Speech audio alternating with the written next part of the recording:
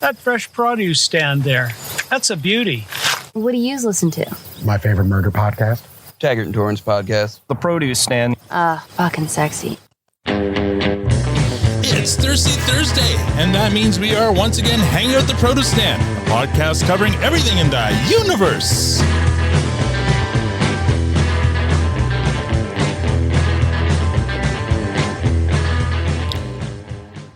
Now, I know what you're thinking. There are many other Letterkenny podcasts out there, but this one is about to catch its white whale. I'm Al, your host, and joining me in the room as always is lovely Tanya, and online we have Squirrely Matt and the vociferous Victor.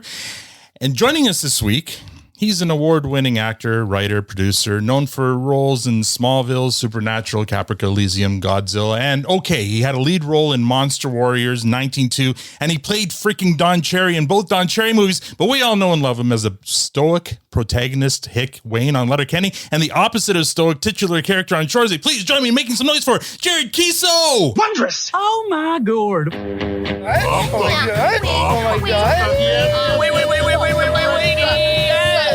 Oh my god! Oh my god! I regret nothing! Welcome, this is weird to say, but welcome to the produce stand, Jared. Thanks for having me, guys. I appreciate it. The appreciation is completely mutual. I mean, it's hard to believe you're here. Thank you so much for joining us. I know we only have you for a limited time, so we kind of want to race through your origin. I mean, it's well documented in other interviews, so we're going to kind of get to some of the important stuff. But well, first of all, let's get like, how did you get into acting in Listool? I'd been playing hockey all the way up, and I played up to junior B, which is, before major junior. And I think it kind of occurred to me that I wasn't going to go to the next level in hockey. I just wasn't, I wasn't good enough. I wasn't tough enough. Hockey was a lot tougher back then too, and you had to become a man pretty quick. And I guess I just wasn't really ready for it yet. And so I had to figure out what else I was good at or could be good at. And I really liked drama class. And so I just decided to pursue it. And I connected with, I guess, my drama teacher, Mr. Kuska, but then Steph Webster and her husband, Justin, still good friends of mine today. You spoke with Keegan Long about Steph Webster. That's right, yeah. But she was very important to me as well. They put me in a play at their community theater in Listool,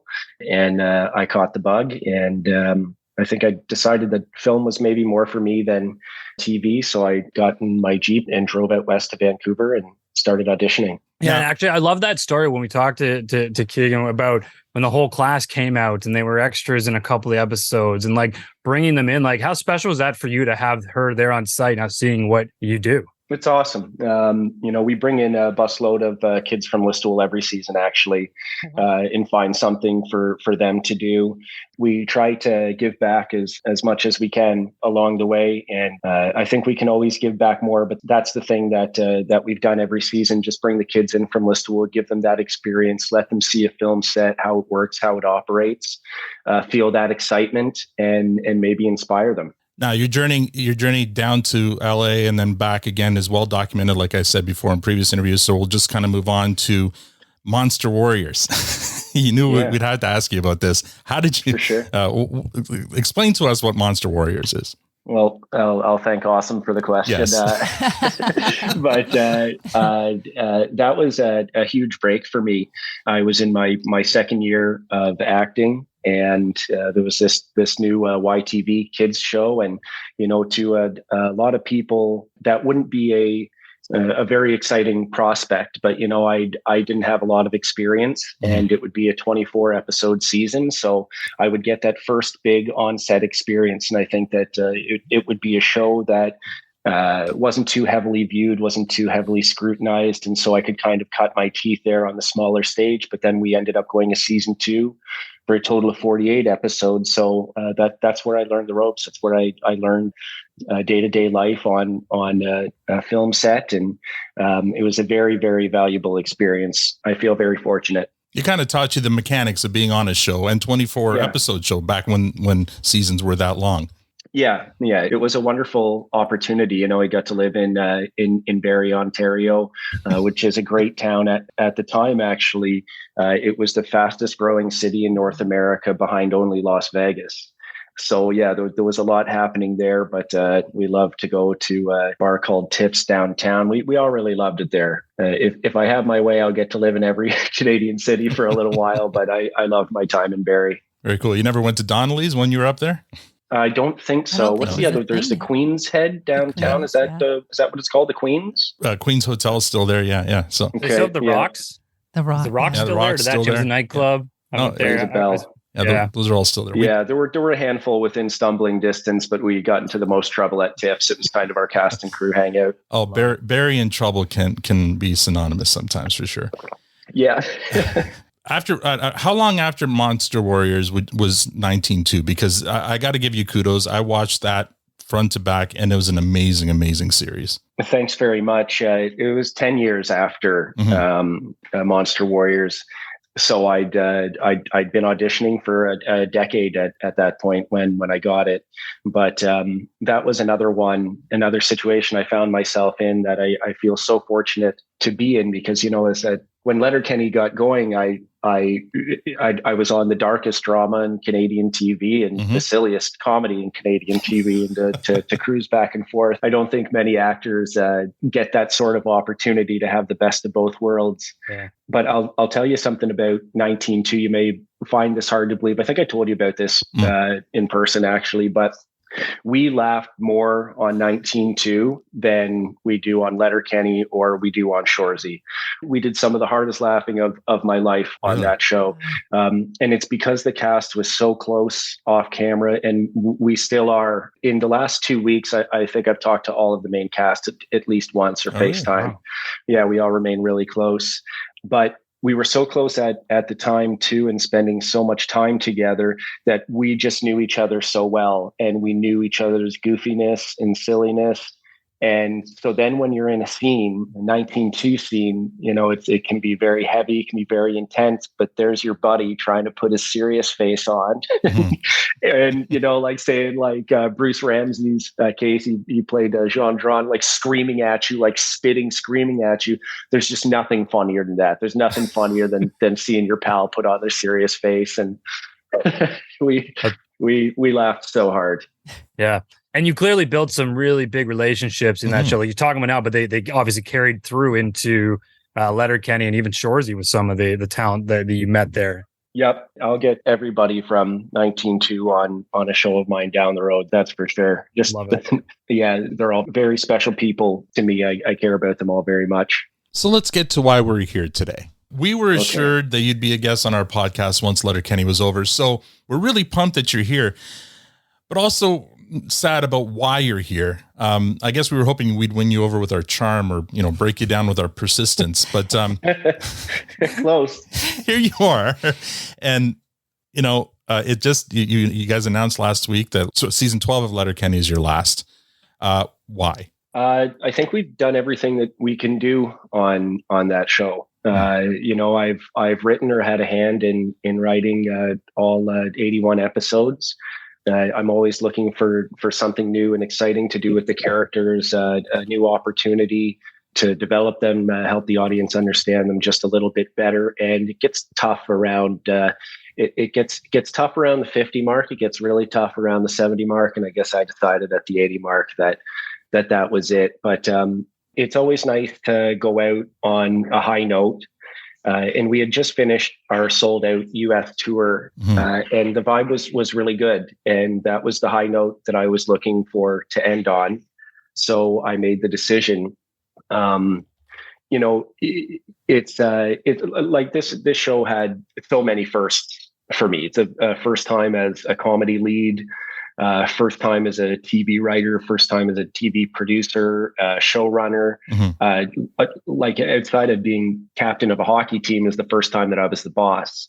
And, another first after doing so many episodes was figuring out if maybe I was done, and then deciding I was done, and then telling everybody I was done. And that wasn't easy, but when you know.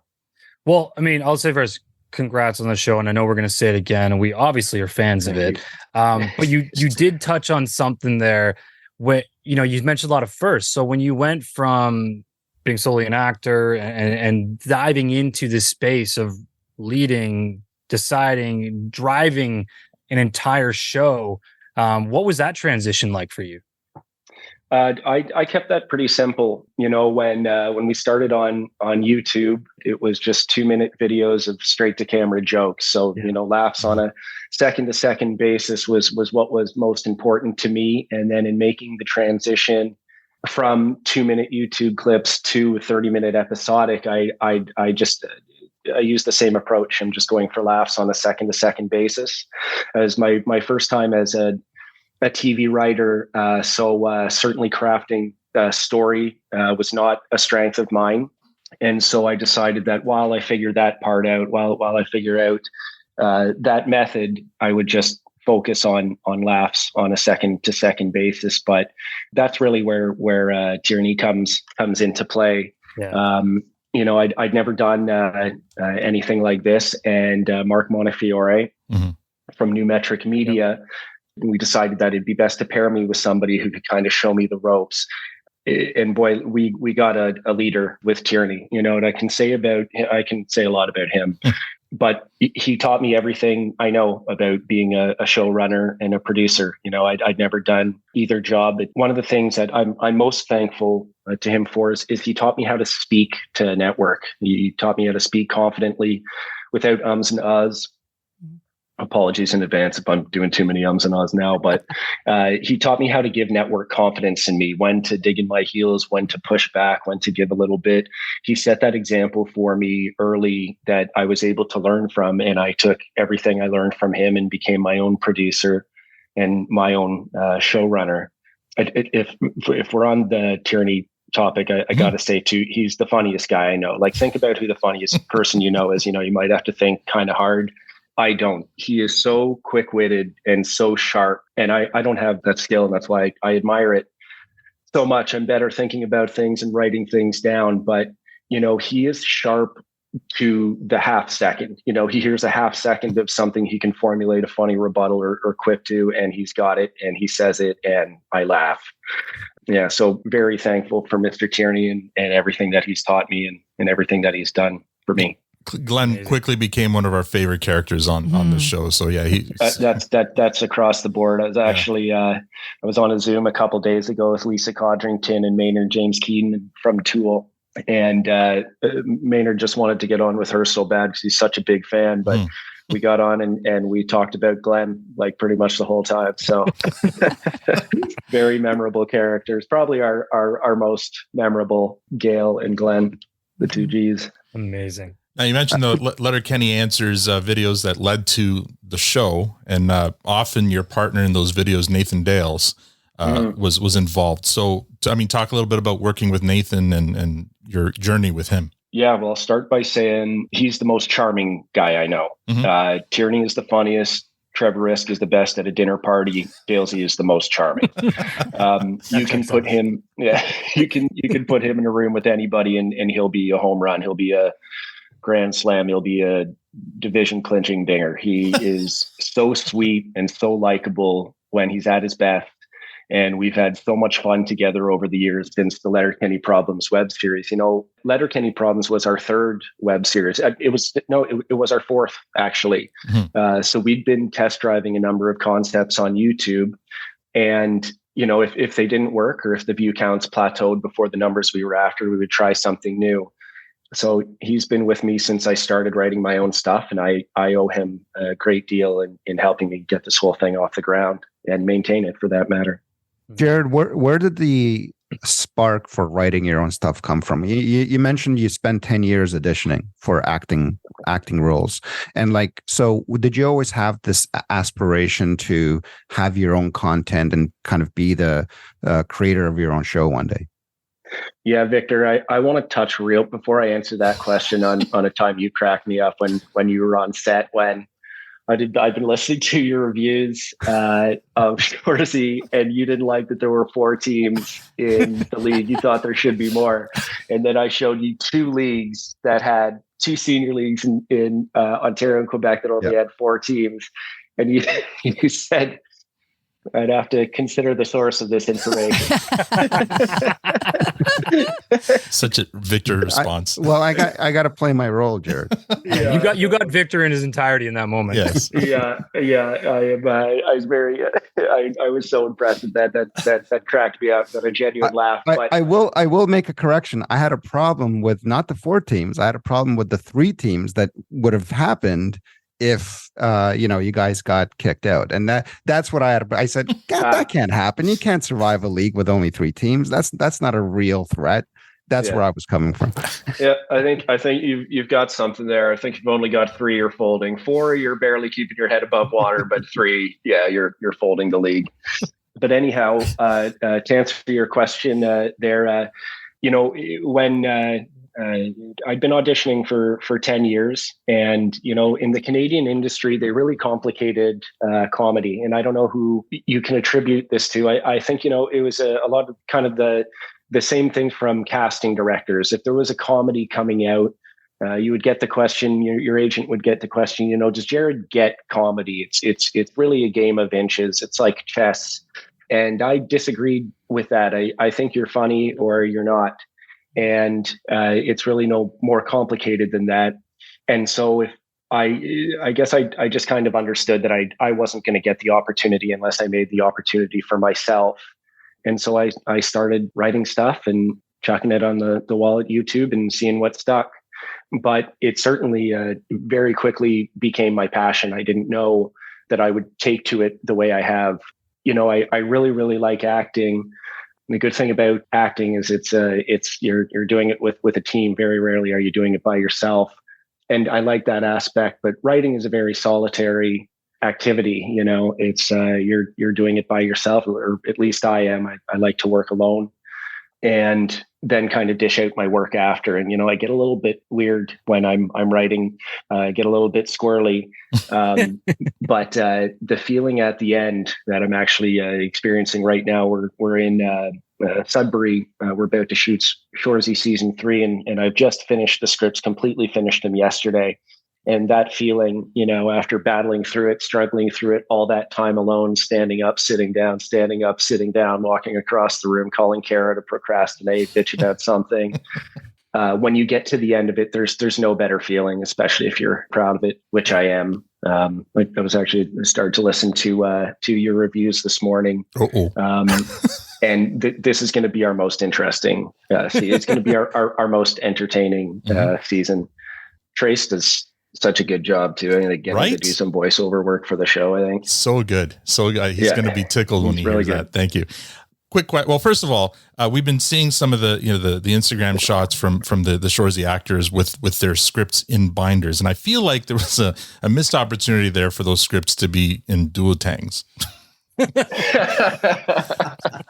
Just saying. Just saying. That is a missed opportunity. Not my idea though. I forget who said it in our Discord, but yeah, I'm like, that's right. They should totally have been delivered in duotangs. Is there anything you're bad at, Jared? I mean, comedy, writing, producing, acting, hockey, you're a drummer even. Give us some hope. Tell us something you tried that you were like not good at. I couldn't fix a sliding screen door. I'm not handy around the house.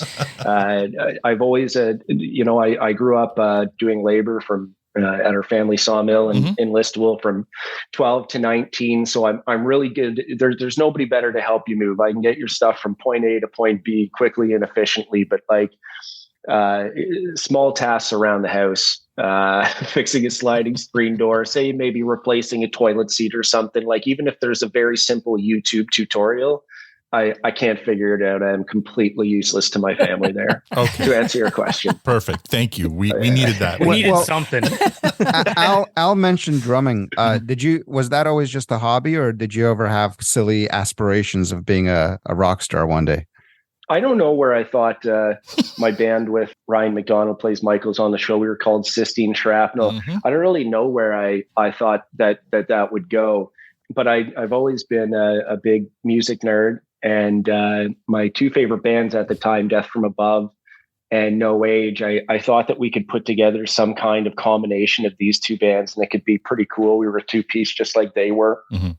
Yeah, And again, I don't know where I thought that it would go, but I realized that I should try to be a master of one trade, attempt to be, but before a jack of all. So I stopped playing shows with the band and started writing. Yeah, fair enough. Quickly on that one. So music, both your shows are highly eclectic, cover all kinds of music. And I'll be honest, majority of it I'd never heard until the shows, and I'm very thankful that I now am aware of it. But like, how are you choosing music for this? Like, did you have any set of rules in your head that like when I'm looking for music, I need to make sure it fits these, or was it just I love it for this scene, it's going in? Like, how did you land on some of the music? Yeah, well, that's the most fun part of the job for me is picking music. You know, there's a lot of things in life. There's a lot of great feelings you will encounter, and I won't discount any of the obvious ones. But for me, hearing your new favorite song for the first time, there's just nothing better. You're hearing it, you feel that excitement. You know, you're going to listen to it 25 more times before you listen to any other song. There's nothing like that for me. So because I am so passionate in my pursuit of hearing my new favorite song for the first time, I'm listening to new music at least a few times a day. I'm doing a new Spotify playlist when I'm at the gym in the morning, when I'm in the car driving somewhere. I'm always in pursuit of new music. So I'm constantly stockpiling. And a lot of the times when I first hear a song or listen to a song, maybe for the 20th time in a row, I'll think about something in my head that I could do with one of my characters that would make them look really, really cool. And to give you a little insider info on how we kind of behave on Shoresy, and when you see us doing our slow-mo walks and stuff, a lot of the time you can't hear it because there's a soundtrack, but we're yelling, "Looking cool on TV, boys! Looking cool on TV." So yeah, with Letterkenny as well, you know, choosing the music and building those music video sequences where there's no other additional audio. I turn everything down and turn the music up. That's the best part of the job for me. Yeah. And clearly, I mean, you even took a few moments. I know like Dolo makes, like, his music made a few appearances. I know Risk did the music and some of the backgrounds of it. Like, and I love that you always celebrate your friends and the relationships around you as well through moments like that. And that's fantastic. Yeah. That's a huge part of it for me too, is being able to make a TV show with my friends. I guess, you know, if we're talking about Risky's band in there, you know, he just lives a few blocks away from me in Montreal now. And another one of our longtime Punch Up writers, Jason Kitts, lives there too. I just really owe those guys so much on a professional level and on a personal level. Once a week, me and those guys hit a patio or a bar somewhere in the plateau in Montreal. We do a happy hour once a week. We put our heads together that often and laugh about the things that are funny and bitch about the things that aren't. And so I'm very close with those guys, and I owe them a ton. Now, we were talking a bit about 19.2 and the cast overlap there with Letterkenny. I mean, did you meet a lot of those actors on that and then brought them over to Letterkenny? Like, for example, Dan I'm going to get his name wrong. Petronijevic. It's Petronijevic. Petronijevic. Yeah. Okay, there you go. So was he somebody you met on 19.2 and you just had to have him on Letterkenny? Yeah. The second you meet Dan Petronijevic, you know you've never met anybody like him, and you're probably never going to meet anybody like him. That guy is a hick if there ever was one, you know. I remember the first time I met him, he's got these boots on, he's got his shirt tucked in, he's got this leather jacket that, like, not even my dad would wear, maybe my papa would wear, maybe my grandpa would wear. And he lives in the sticks, he lives in Little Britain, Ontario, and he is rugged, that guy. He is very, very rugged and a really, really good actor, you know. I think that, and I don't know if you guys do this, but he's a very, very successful voice actor as well. You've probably heard him on the radio a little bit unknowingly, but he can do anything aside from being like just one of the best hangs ever. Every time we hang out, it's so much fun, just laugh and laugh and laugh. But he's so talented aside from that, you know. So when you've got that full package, a guy that you love being around and you love working with and respect him as a performer, you want to keep working with him. Yeah. And I think that can be said for everybody on 19.2, that I've brought over. Hey, speaking of Dan, and you may not be able to answer this, and that's fine. But now with Letterkenny kind of coming to an end, is the community going to see any of the actors from Letterkenny in the future in Shoresy? I'm not too sure yet. It's not something that I've put a ton of thought into, to be honest. I'm still, it's been a year since we wrapped on Letterkenny, and I just started looking at the road ahead immediately, So I think that Shoresy is a very different world than Letterkenny. I think my gut tells me it's very hard to picture anybody from Letterkenny in there, but crazier things have happened. Yeah. On the topic of casting, since we're kind of in that space, I'm really curious. What you wrote all these characters, and you probably had in your head had some real visions for what they were going to be like on screen. But when you went through the casting process, or even when it started hitting tape, was there anyone that really surprised you and brought brand new flair, and you just took it in a whole different direction based on what they brought to the moment? So many of them, Matt. Honestly, I think, I could go down the list. I'll start with Mylett. We saw probably 60 tapes for Katie over a month of pre-production. We were getting pretty close to going to camera. We were days away from camera, and we didn't have a Katie. We didn't have a number 3. But when we saw Michelle's tape, it was over across the board. Everyone knew immediately. There was no discussion. We cast her, and we got to work immediately. On paper, it seems like a really tough job because there are like 8 dudes on the main cast and 1 girl, but not when the 1 girl is Michelle Mylett. I can confidently say that, from the second she came to set, these 7, 8 dudes, whatever, we established ourselves as big brother types, even though Mylett is obviously a sniper. Mm-hmm. All of our first instincts were to make sure that she felt comfortable and felt cool because she was so outnumbered. And from start to finish, Mylett was all of our friends and coworkers and confidants. And at the end of all that, we still think she's the biggest sniper on TV. And I think that that's pretty damn cool. Like she's that cool. Yeah. And on Cool Moment, let's celebrate her opening that she did on the Katie's Rap. Still, to me, hands down, one of the greatest openings in Letterkenny. I appreciate that, Matt. That's one of the biggest swings we took, I'd say. You get to a certain point in a show and you want to reveal more of the characters to the audience and help them understand them better. For me, Letterkenny was kind of just a great big creative writing exercise. I don't write things unless they're fun. And even if I've committed to something in a cliffhanger from a previous season, wink, wink, listen to your last podcast. And sorry, some of your beefs with that, but I'll often. I'm going to see myself out now. Which I accept. I love you guys for that. And I listen to you for that. But even if I've committed to something in a previous season, if I get to writing it and it's not fun to write, I know it's going nowhere. So then I have to pivot. That Katie spoken word or rap or whatever you want to call it was so much fun to write. It was such a cool creative writing exercise. And, when I decided to do something like that, Mylett and I are, we put our heads together a lot on hip hop music. Same with TJ. TJ's a big hip hop fan. And so she was the one to do it. And we were back and forth on that. She was part of the process all through writing it. And I think it's because I was just so excited about it and wanted to share that with her and wanted to make her a part of it. But yeah, one of the bigger swings we've taken on the show, and I'm really happy with it. It paid off, man. It was so good. Thanks, on that topic of that episode, I need to know 19 tarts. Why 19? Pardon me? Why did Katie have 19 tarts? Oh, you'll have to ask Jonathan Torrens about that one. Oh, okay. All right. I didn't even realize that was the same episode. I thought that was a cold open bit, but maybe it was a different episode. Sorry, I was conflating two. But yeah, I was just curious because I have this weird theory about it, and everyone laughed at me. But anyway, so you won't tell me. We'll just talk to Torrens. I hadn't put much thought into that one, but yeah, I know that the tarts episode was one that I did with Torrens, so I might have to ask him. So just back to quickly about Danny P. He was going to originally be Squirrely Dan. It's well documented, and we've had K Trevor Wilson on, and he confirmed it. But K Trevor came in because Dan couldn't do it.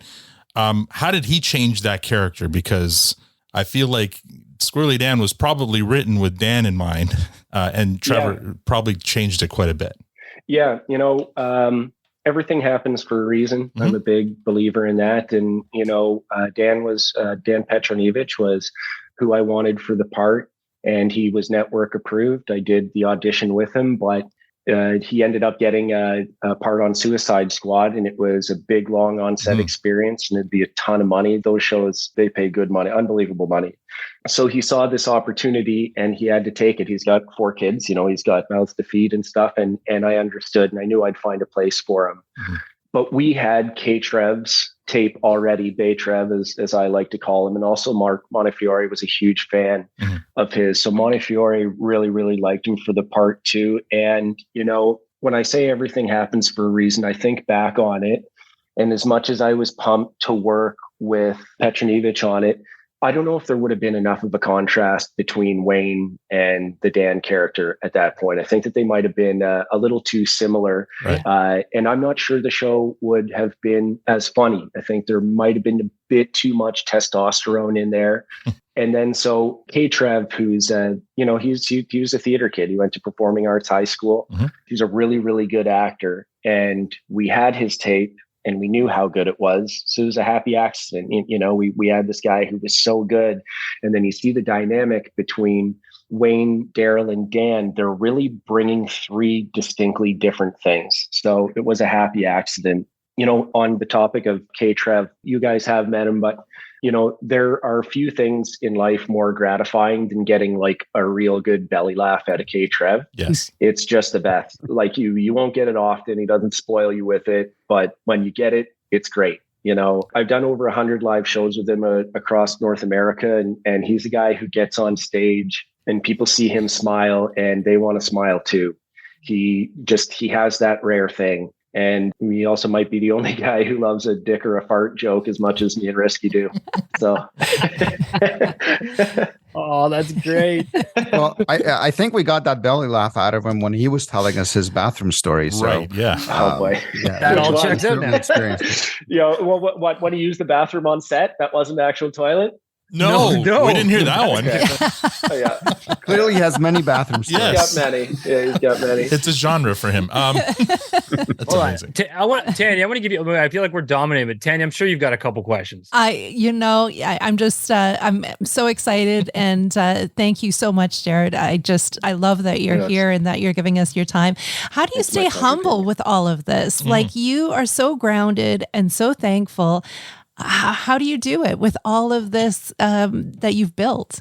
I don't know. I think it's just my mom and dad, and how and my brother and sister, and how I was raised in Listowel, Ontario.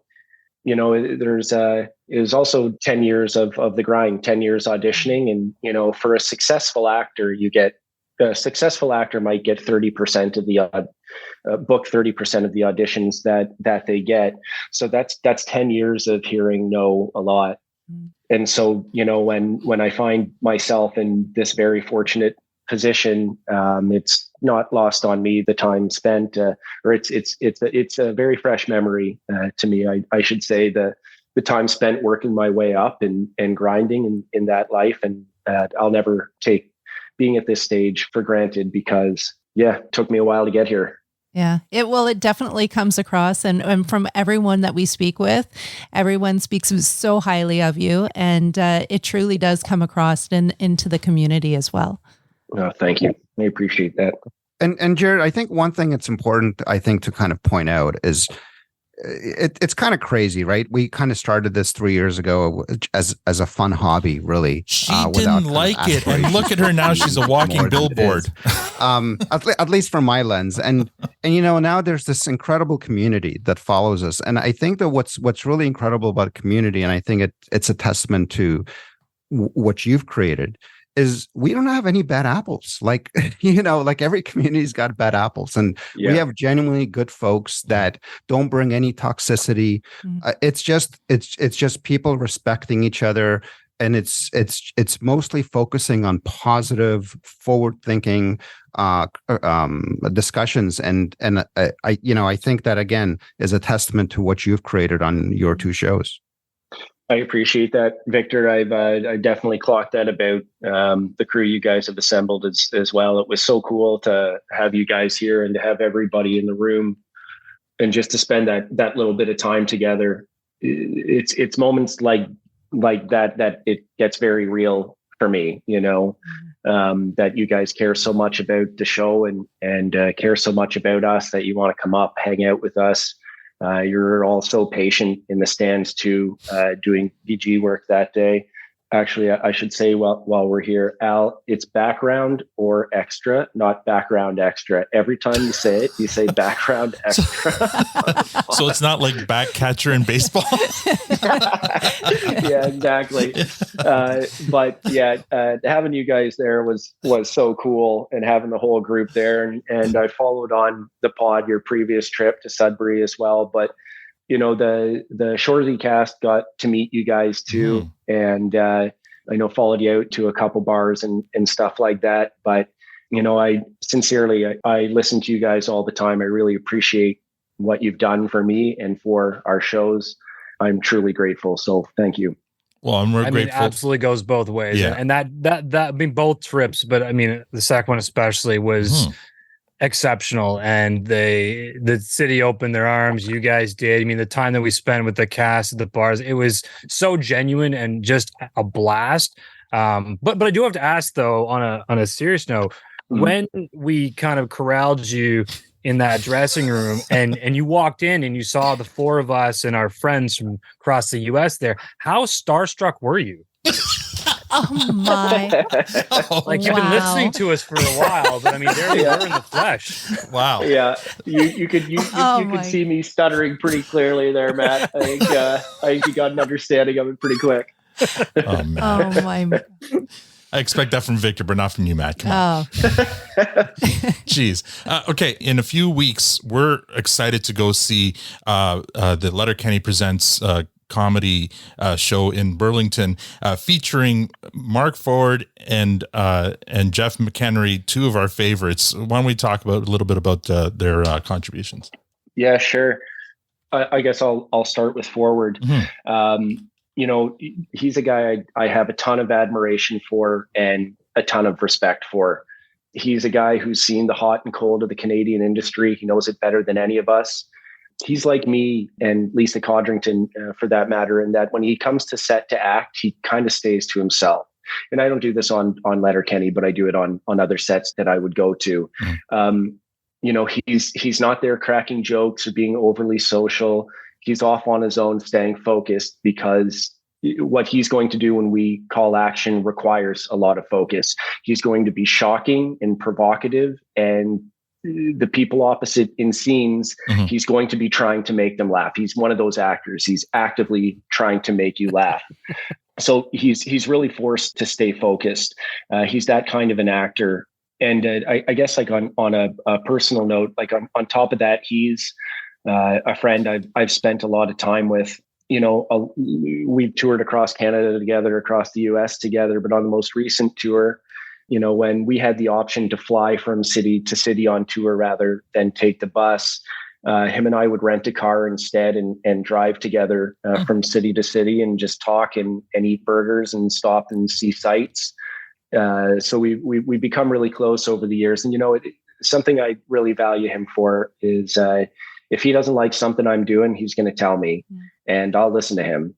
And I take Forward's opinion and praise and criticism very, very seriously. He's just a guy I respect so much personally and professionally. I think he's so funny.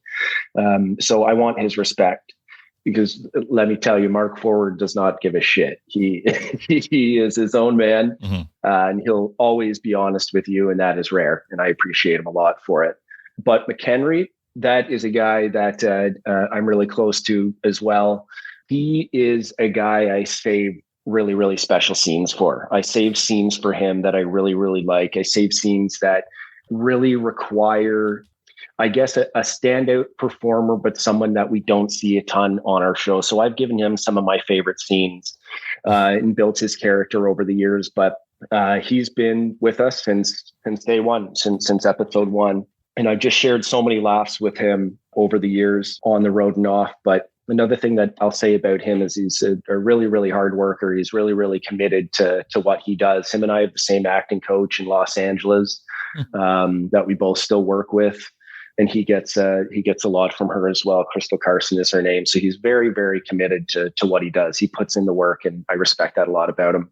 Talk a bit about some of the crew. Like, I mean, we do a lot of time, but we know you work with an unbelievable crew, and we've been fortunate enough to speak to a number of them. Like even like Billy Butchery, we've hung out with him several times, and his evolution across the show up to DP, and like, you know, you've got a really solid team in the back end as well. Can you take a moment to celebrate some of them and the work they do? Yeah, I'd love to. We could talk about my crew all day. You bring up Billy Butchery, Double B. He's one of our original crew as well. He's been there since day one, scene one, and he's still with me now. It's been really nice having him back in Sudbury and working with him again. You know, if you work together as much as people do on film sets, you know, we're there 5 days a week. The days are usually 12 hours long, sometimes 14, sometimes 16. It's impossible not to become close. You know, like you see each other in all stages of the day, jacked on coffee, crashing from caffeine, sleepy after lunch, bedtime sillies mid-afternoon.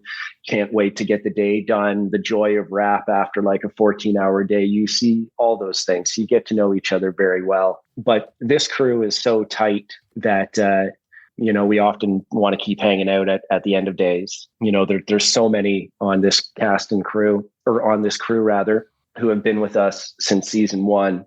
And I miss them when we're between seasons. I think about them a lot. I check in with them a lot. I really owe them all a great deal. Sorry if I'm a bit repetitive in that sentence particularly, but I owe them so much and I care about them so much. They are invaluable to me, and I work really hard to make sure that they know that on a day-to-day basis. That's amazing. We're running low on time, but really quickly on a few of these, because you mentioned, for example, Mark Forward is very tough to act across from. I imagine Lisa Codrington is another one that would be tough to be across from. Yeah. You know, yeah, absolutely. Everybody will tell you that across the board.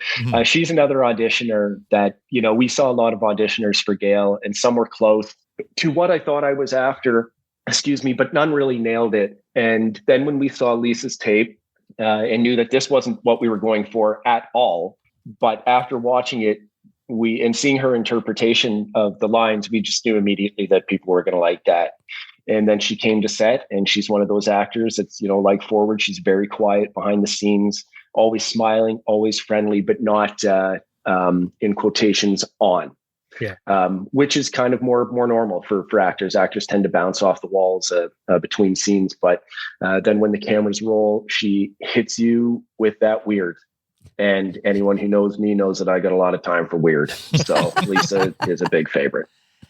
And I mean, the only other character on Letterkenny who's worthy of being of commanding the screen with Wayne would be Tanis. Yep, there's only one Dio Horn. Yeah. I'll tell you that. There's only one Dio Horn. She makes an impression wherever she goes. You meet Dio, you'll never forget her. You know, she was just the best actor. This I don't want to offend anybody. But back when she auditioned in season one, she was the best actor by far. By far, she was untouchable. She can flip-flop from just terribly mean and terribly intimidating to so warm, so fast. What she does on screen is I just continue to find so impressive. So I'm a big Dio Horn fan. And again, there's only one. There's no one else like her. On that topic really quickly, I mean, in Letterkenny, yes, and even more so in Shoresy, you've really put Indigenous peoples front and center. Yeah. And I absolutely love it. But like, where did that all come from, and what does that mean to you? I don't really have much to say about that because I don't really think that there's anything remarkable, I guess, going on there. You know, Letterkenny is a show set in Ontario, Canada, and there are a lot of Indigenous people in Ontario, and, you know, people of sexual diversity in Ontario as well. So they're on. It makes sense that they're on the shows that's set there. So there's really nothing complicated about that.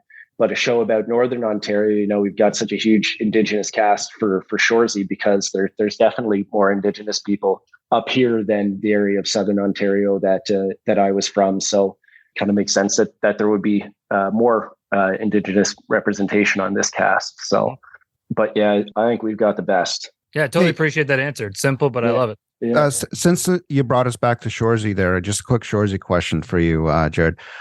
So I recently rewatched the Don Cherry movie, or the two parts of it. Mm-hmm. And you know, let's just call it out. Like you were incredible on it, but it almost felt natural. I felt like you were just being yourself. And I don't know, is it me, or it felt like an origin story for Shoresy? Yeah, like Shoresy could be Don Cherry as a young hockey player. And even like there's a couple of lines. There's a pitter patter line, let's get at it line. There, I just feel like that was an origin story for you for this character. Yeah, I'm not surprised I said pitter patter in Don Cherry. I forgot that I had, but I'm not surprised. You know, I think you might have picked up on that, Victor, because there's a lot of the hockey world that really shares the same brain. A lot of people see the game of hockey one way or see the game of hockey the other way. And so there are a lot of hockey tropes, a lot of hockey people that speak the same because their opinions are the same. So yeah, I think you'll see a lot of recurring things in hockey stories along the way. So we're running out of time here. Matt, there's no rush, guys. Yeah. You sure? Okay. Yeah. Well, does Kara agree? Anyway, so quickly, let's touch on. Okay, we're talking about hockey here. Let's touch on the two hocky dum-dums. Actually, you mentioned Kara, so can I talk about her? Yes, absolutely. This will buy me some extra time. Yes, we've got a production meeting at 11, so Kara's in here, but so maybe we push that 5 minutes or something. I don't want to keep people waiting too long, but you know. Since we've mentioned Kara, she you know, I've got my wife and my mom and dad, my brother and sister. You know, I should mention the actor who plays Boots and his wife Sly. I've got a lot of people who are very close to me. Kara's right there. You know, we talk on the phone. She's our executive producer. She's the big boss on the show. There's Montefiore at the very top, and then Kara. But we talk on the phone at least once every day. You know, while we're working, we talk multiple times a day. We'll often have multiple, like 20 to 60 minute calls per day. And she just cares so much about the show. And I care so much about the show too. You know, sometimes our calls are so passionate about it. I'll wake up and some mornings my voice is raspy and I'll think I'm getting sick, but I realize it's because Kara and I were talking about something on the phone we both really care about. We've kind of been yelling. But yeah, like I said, she's the executive producer of Letterkenny and Shoresy. She's the big boss, and nothing on the show works without her. I think it's important that the audience knows that she's the one person our shows don't work without. She's all of it. She does everything. She's there for everything, and she's there because she wants to be. She wants to know everything that goes on so she can be better at it the next time she sees it. She's that committed to her job. You know, and I think that every single show or movie or production company in Canada wants a Kara Haflidson, but we've got the only Kara Haflidson, and I just like to brag about that every chance I get. Very cool. To the skids and hockey players, I really want to talk about them. Yes, please. Who do you want first? DP, Hersey, Stearnsy, TJ? Let's start with the hockey dum-dums first, Dylan and Andrew. Okay. All right. DP and Hersey. Well, this started in the most organic way possible. You know, when we were all playing in a beer league team together, and there were 7 of us from the cast who were playing on this beer league team in Vancouver out at UBC, and DP and Hersey were on the team. And so when I was casting the hockey players for episode 5 of the Letterkenny Province web series, I just had to look across the room. You were right there. You know, I guess I'll start with DP here. I call him my most loyal soldier. He is a true friend.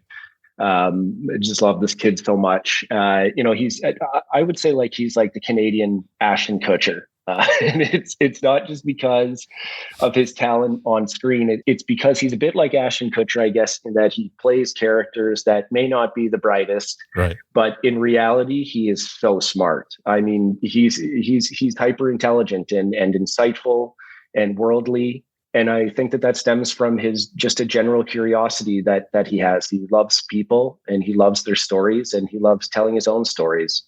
He's got such a big heart. He was raised by really good parents that I'm close with as well. Yeah, actually, his mom reminds me of my mom, and his dad's now coaching the Prince George Cougars, the WHL. So DP and I are doing a road trip to follow the team around in January or February for a little while, and I can't wait for that. Hersey, same thing. He is such a smart dude. He's such an interesting dude, and he's the only one of us that was in university when Letterkenny started. He was in a fraternity. And I kind of learned a lot about that life through him. Hersey and I, over the years, we've talked about everything. We talk about dumb comedy. A second later, we're on a world issue. He's telling me, about a book about Palestine that is way too thick for me. And, a second later, we're on to something very personal about ourselves. He's a curious dude too. And like if I was in big trouble and needed someone to fight someone much bigger than me, Hersey's the guy. He's got some brute strength. Him or Jay Burton. Right. I learned the full force of his strength one night. We were coming home from the bar all banged up, and I was in the front seat of the cab, and he was behind me. I kept reaching back and grabbing his leg, and he entertained the mischief for about as long as he wanted to. And then when he grabbed me, he could have flipped me onto my head from the back seat if he wanted to. He's super, super strong dude. Wow. Teddy bear at the same time. But yeah, a lot of love for that kid. Stearnsy and TJ. Kara, I'm aware of the time. I got to get these guys in. Stearnsy, is something that I really love about Stearnsy and kind of makes him a standout here is, aside from being shockingly talented, he is so talented, this guy across the board, and second to none when it comes to creativity on set, is his commitment to the fans of the show. He's become a prominent member of the streaming world, and he makes himself available to fans of the show in his leisure time. And I really dig that about him. Another thing I really dig about him is like, he's such a family man. I saw this video one time of him playing with his nephews, and one just bolted over and sacked him so hard. And he laughed so hard. It was so funny. But, in speaking about his, creativity on set, I go into TJ here too, but those two, they're always so prepared when they come to set, and they give us way more than what's on the page, way, way more. Between scenes, they're figuring out like things like how to enter a scene, and maybe TJ is going to hop on Stearnsy's back, maybe Stearnsy's going to fireman carry TJ, maybe they're going to wheelbarrow each other into the set. But for TJ, this goes for Stearnsy as well, but like those are good actors right there, really, really good actors. TJ specifically, I think of all the actors I know that have success, he must have the most successful audition ratio from auditions to jobs booked. He's really good at what he does. And then when he gets to set, he's so prepared, he's so professional, he's ready to rip. Something that you guys may not know is that him and Tierney in scenes, Tierney behind the camera, TJ in front of it, they will spar verbally in scenes. They'll chirp each other during scenes, and it's so entertaining for the rest of us. He would chirp Tierney for like his Tierney would direct him, and TJ will chirp him for his direction and then go into the scene. They'll chirp back and forth multiple times while the cameras are rolling. So we have tons and tons of footage of this. But after the chirping, TJ just clears his throat, goes into the scene, and hits every single beat. So a fun thing for the audience to know is that, while TJ is entertaining you at home, he's also entertaining the entire crew while doing the scenes, with the help of Tierney, of course. But he's that dialed as an actor. Amazing. Just a ton of love for my guys, I guess, to sum it up. Just a ton of love. Appreciate it, Jared. I know we've taken more time and Kara's going to kill us, but we appreciate you taking the time. I'd be remiss if I didn't ask, is there a feature with Letterkenny of maybe a movie or two, anything that we can maybe hopefully look forward to after season 12? Sure. Yeah. Crazier things have happened. I think just about anything is on the table, but yeah, it's been, right now I'm pretty focused on the road ahead, but yeah, I think all of us would be very interested in that as a prospect. Well, thank you so much for joining us today. We hope you can come back for Shoresy, but not for 20 years from now, because we want Shoresy to last as long as possible. Matt, do you want to ask your question real quick? Yeah, I mean, I asked this to everyone. I'll phrase it a little different. I mean, knowing what you've created, and I mean, you guys have done the tours, and I'm sure you've got a pulse on the fandom behind it. You know, how does it feel to you to know that what you've created is so special to so many people out there? Yeah, I'm looking at it. It's you guys. You know, that people like our show enough and care about our show enough to want to talk about it, create their own content surrounding the show. I know not every show does that, so it is definitely not lost on me. You know, I guess going back to your crew, to the people that you guys have put together, everybody being so passionate about the show, and you guys are so passionate about each other too. Like, if you want good vibes, listen to a recap episode of the Produce Stand on a hangout when they've all hung out together. You will get the warmest fuzzies possible. So I have the utmost appreciation for you guys and what you do, and I will continue to listen. Thank you. Thank you so much. I mean, I can't think of a better place to end this.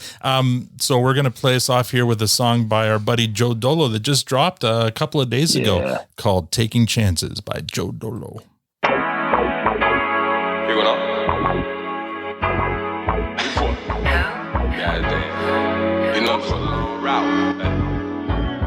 Niggas like me ain't trying, but we ball. Busy making money if I ever miss a call. Got back on my 10. And that's all we have for this episode. Don't forget, you can use the promo code PRODUCESTAND for 20% off any purchase at diabolicalcoffee.com. If you'd like to support the podcast, rate us on iTunes, Spotify, or become a patron. You can also follow us on most social media outlets at ProduceStandPod. Thank you for joining us on behalf of Jared, Kara, Tanya, Matt, and myself. Thank you for listening. Have a great week. I teach you how to Thanks, guys. You gotta pay tuition. Pull a smelling like a whole pound on a set.